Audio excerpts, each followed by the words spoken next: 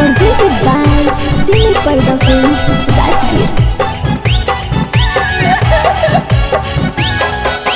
खोले हानि को समझे जानुआ नदिया किनारा बागे।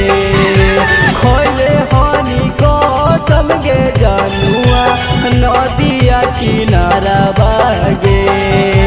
छोरी के जैली ससुरारिया दे दे बहुजाना मागे। छोरी के जैली ससुरारिया दे दे बहुजाना मागे। चढ़िए के जोई मिगे कराबा गिरता आखिया से लो।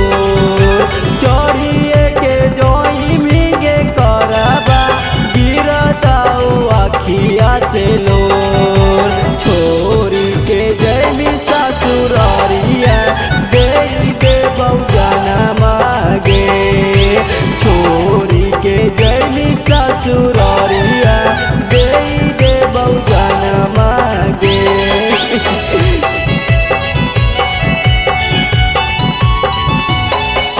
दे दे बहुजाना मागे।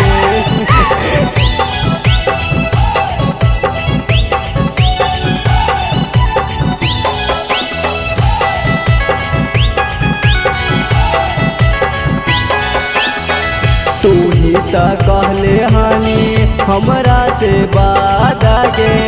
अब काहे बन गेनी दुश्मना मागे। गे तू ही ता कहले हानि हमरा से वादा गे। अब काहे बन गेनी दुश्मना मागे।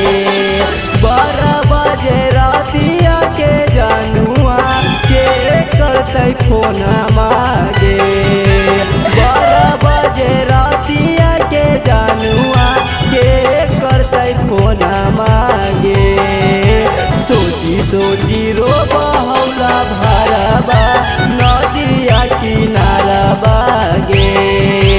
सोची सोची रो बहुला भरबा नदिया किनारा बागे।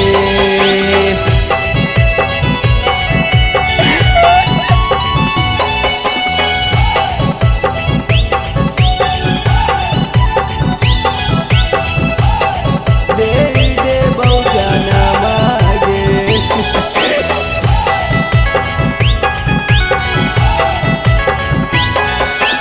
पहले तू कहले हानि छोड़बौ नहीं हाथ रे।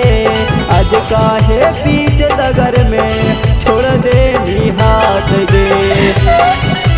ये गे कहले तू हानि छोड़ी छोड़बौ नहीं हाथ गे।